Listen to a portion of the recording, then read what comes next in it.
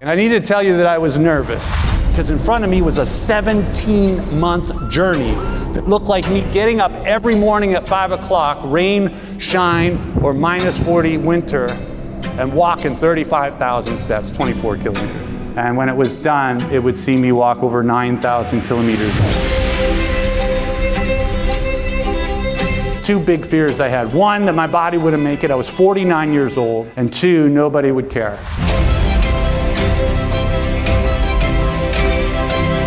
One of the biggest things that I believe in is possibility.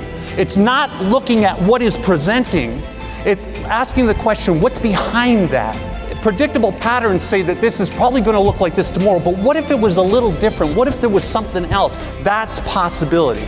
Our possibility is on the other side of a set of actions that are oftentimes uncomfortable.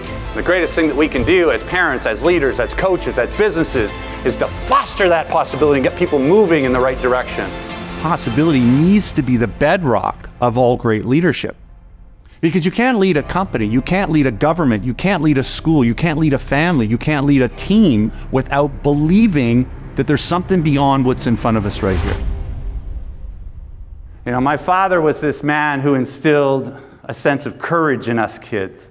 You know, he used to say things to me like, son, I love you, you can do and be anything. My dad spoke to our possibility as kids. Unfortunately, in 1975, my father passed away suddenly from a heart attack.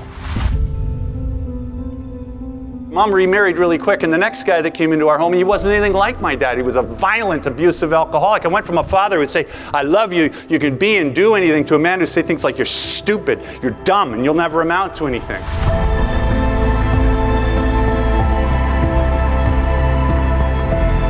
But at 9 years old, man, I was confused. I didn't know what to do with myself. I had lost my dad and I didn't know what to do with all this grief. By the time I was 15, I got kicked out of the house. By the time I was 16, I dropped out of high school. By the time I was 17, I was involved in the criminal justice system. And for the next several years, things just came undone. I was unrecognizable to my family. So I struggled with homelessness. I struggled with opioid addiction. I struggled with mental health. Until eventually I was that guy you see pushing the shopping cart, collecting cans and bottles to support that drug dependency. For me, possibility left me on a park bench. And all I could see is failure. All I could see is my past. Before I left the downtown east side, I met a man who would forever define my belief in possibility. And his name was Gus. He looked at me and he said, there's more to you than you can see. Here's what was sitting beside him on a park bench. It was a man with dirty, black fingernails from dumpster diving, a scruffy beard, yellow broken teeth, matted hair that hadn't been combed in a year, and clothes I've been wearing for a year, and a stink that comes from poor personal hygiene of sleeping outside. He looked past all of how I was presenting, and he spoke to what was just on the other side of that, which was my possibility.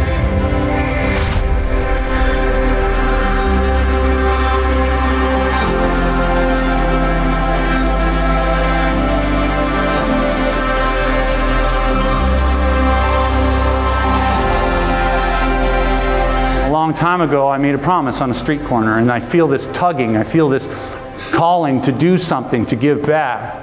Two big fears I had. One, that my body wouldn't make it. I was 49 years old. And two, nobody would care. The cool thing about possibility is inside possibility is innovation, is creativity, is change. Now, I believe that every problem that we are experiencing today as a species, there is a solution for it in the realm of possibility. And I believe that as each one of us wakes up to what's possible, we can solve some of the biggest challenges that we face in our communities, in our families, and in our organization.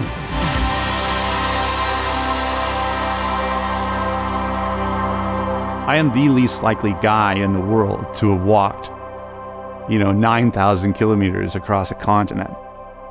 And yet, stepping into possibilities, how we did that. There was fear, but there was action in the face of fear. And I think that's really the key, is it's not necessarily about walking across Canada or this public engagement or this charitable thing. It really speaks to that that human potential component, which is infinite possibility.